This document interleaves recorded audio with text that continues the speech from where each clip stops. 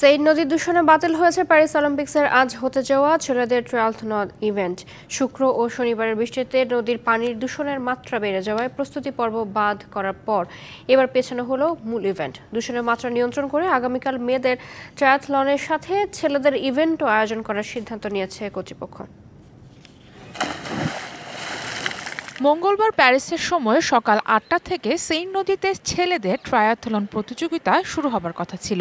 এর আগে ভোর ৩:৩০টায় কর্তৃপক্ষ জানায় নদীর পানিতে দূষণের মাত্রা খুব বেশি।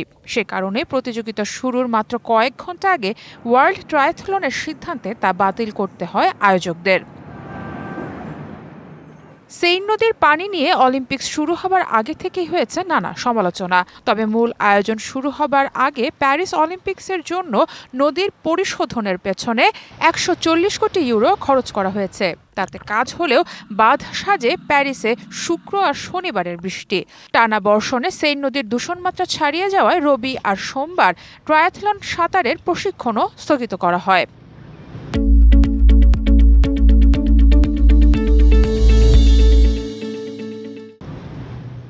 অ্যাথলেটদের স্বাস্থ্যকে সবথেকে বেশি গুরুত্ব দিয়ে বিবৃতিতে জানানো হয়, পানির দূষণের মাত্রা কমলে বুধবার স্থানীয় সময় সকাল 11:15টায় এই লড়াই শুরু হবে।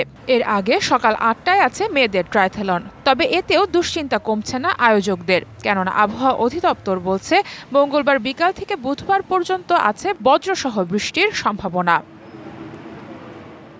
সাঁতার, সাইক্লিং আর দৌড় এই তিনটি প্রতিযোগিতা মিলে ট্রায়াথলন হয়ে থাকে।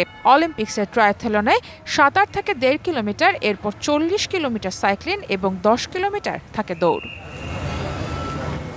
সারা মাহবুব, ডিবিসি নিউজ ডেস্ক।